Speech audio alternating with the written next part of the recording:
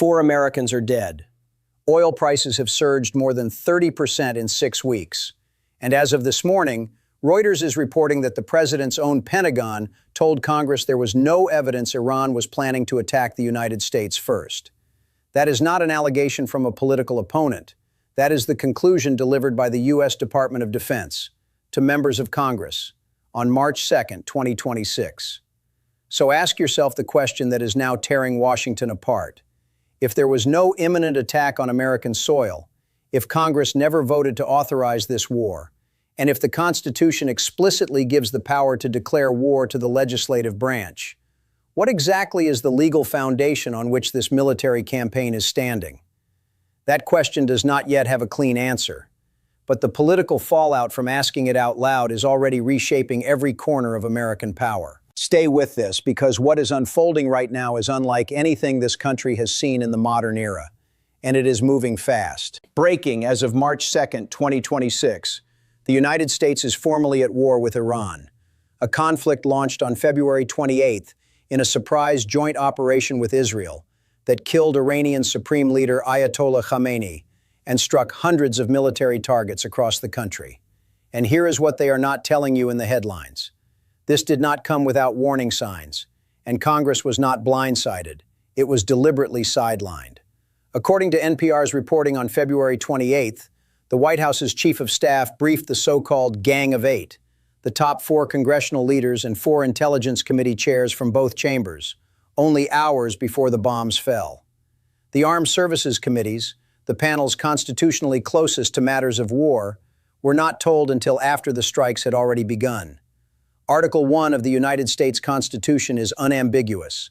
Congress, not the President, holds the power to declare war. The War Powers Resolution of 1973, the law passed specifically to prevent presidents from waging unauthorized wars, requires the executive to notify Congress within 48 hours and withdraw forces within 60 days without legislative authorization. The Brennan Center for Justice published a legal analysis on March 2nd, stating flatly that Trump acted unilaterally and lawlessly, without congressional authorization and absent any imminent threat to the United States. And the pattern leading up to this moment: strikes on Nigeria on Christmas Day 2025, a military operation in Venezuela in January 2026, bombings in Syria and the Caribbean, reveals that this was not an isolated incident, but the escalating conclusion of a year-long erosion of constitutional checks on executive war-making. So why, with all those earlier test cases on record, did Congress do so little to stop what was clearly coming? The numbers do not lie, and every single one of them is verified. A Reuters Ipsos poll conducted February 28 through March 1, 2026, gathering responses from 1,282 U.S. adults nationwide, with a margin of error of 3 percentage points, found that only 27% of Americans approve of the strikes on Iran. 43% disapprove outright, and 29% remain unsure, meaning more than 7 in 10 Americans either oppose this war or have not yet been convinced it was the right call. A separate CNN poll published March 2nd placed overall disapproval even higher, at 59%, with strong disapproval nearly doubling strong approval. The Reuters Ipsos survey also found that 56% of Americans, including 87% of Democrats, 60% of independents, and 23% of Republicans, believe President Trump is too willing to use military force. And here is the number that should be keeping White House strategists awake at night.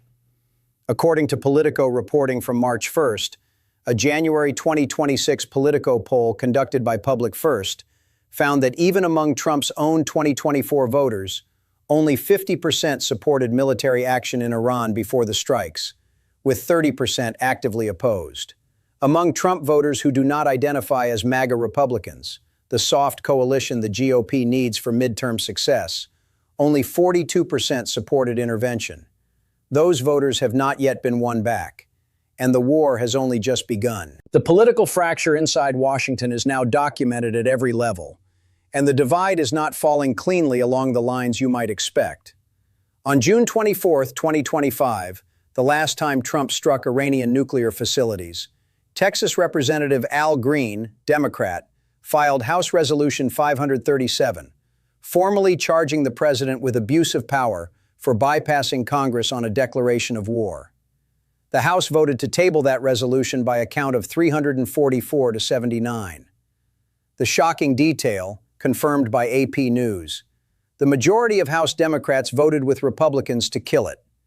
House Democratic Caucus Chair Pete Aguilar of California called it, in his words, a distraction.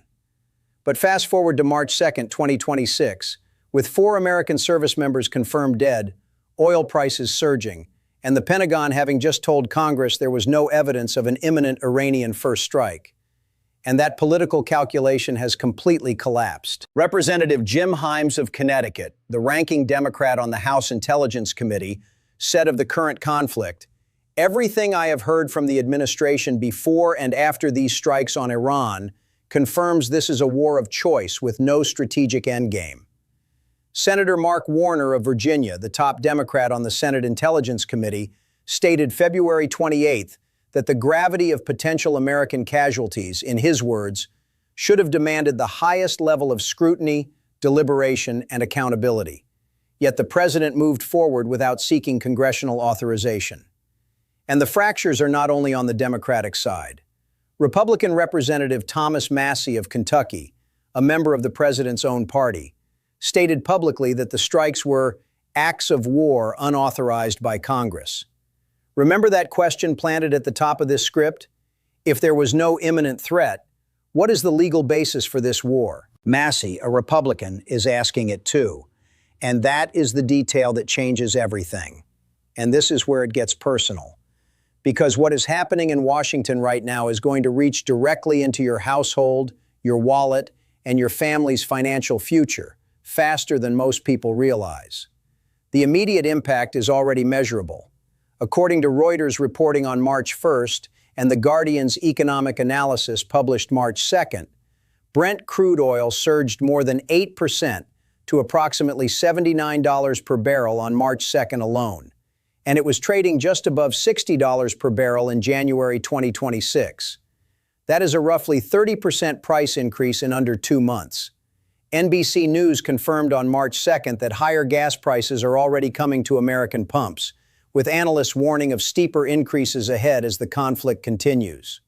The medium-term picture is more alarming still. European benchmark natural gas prices surged 38% in a single trading day on March 2nd, after state-owned Qatar Energy halted production at 2 facilities following drone strikes in the region. The Strait of Hormuz, the narrow waterway through which approximately 20% of the world's entire oil supply flows, is now being avoided by tankers, with marine insurers refusing to provide coverage. Goldman Sachs economists have warned that if the Strait of Hormuz is completely blocked for even 1 month, oil prices could jump by an additional $15 per barrel above current levels. The long-term projection, published by Capital Economics chief economist Neil Shearing in The Guardian on March 2nd, is direct. If oil prices reach and hold between $90 and $100 per barrel, inflation in developed markets would run up to 0.8% higher than currently projected, and central banks, including the Federal Reserve, could be forced to raise interest rates again, just as Americans were beginning to feel relief from years of post-pandemic price pressure. The Reuters Ipsos poll published March 1st confirmed that 45% of Americans, including 44% of independents and 34% of Republicans, said they would be less likely to support this campaign if gas or oil prices rise significantly. Those prices are already rising. Go back to the question this script opened with. If the Pentagon itself found no evidence of an imminent Iranian first strike, what triggered this war at this exact moment? The answer to that, when you examine the documented timeline, is more uncomfortable than most outlets are willing to say plainly. Here is what the documented record, assembled from Reuters, NPR, the Brennan Center, and on-record White House sourcing, actually shows. Reuters reported on March 2nd, citing 2 senior White House officials and a Republican close to the administration, that Trump pressed ahead with the Iran strikes despite private warnings from senior aides that the operation could be difficult to contain and carried real political risks for Republicans in the November midterm elections. Reuters further confirmed that before the strikes, Trump repeatedly sought briefings on how the military action could allow him to project strength domestically. The same Reuters report noted that the strikes on Iran began 3 days before the first primaries of the U.S. midterm election cycle, a timeline multiple lawmakers have acknowledged on the record. The timing of this cannot be ignored. White House aides are now, according to the same Reuters report, actively modeling how a prolonged military engagement, combined with American casualties and higher fuel costs, could erode support in the competitive House districts Republicans need to hold, specifically naming swing seats in Colorado, Wisconsin, and Pennsylvania. There are now 3 documented explanations for why this war began when it did. First, the administration concluded that Iran's nuclear program posed a threat severe enough to justify preemptive strikes under a broad interpretation of commander-in-chief authority, independent of the imminent attack standard. Second, according to Reuters, the Geneva negotiations between the U.S. and Iran collapsed before the strikes, a failed diplomatic path that the White House determined had been exhausted. Third, the documented internal political calculus around domestic strength projection and midterm positioning, confirmed by on-record White House sourcing in the Reuters report of March 2nd. This is documented, this is not opinion. Which explanation best fits the full factual record is a question that Congress is now constitutionally obligated to put on the floor and answer with a recorded vote. The full documented case is now before you, and it does not require opinion to be alarming. A war launched February 28, 2026, without a congressional declaration. A Pentagon briefing confirming no evidence of an imminent Iranian attack on the United States. A Reuters Ipsos poll showing only 27% of Americans approve of the strikes, with Trump's overall approval falling to 39%, his lowest since January 6, 2021, according to the Washington Post's March 1st reporting. 4 American service members killed. Oil up 30% since January. The Strait of Hormuz actively being avoided by global tankers.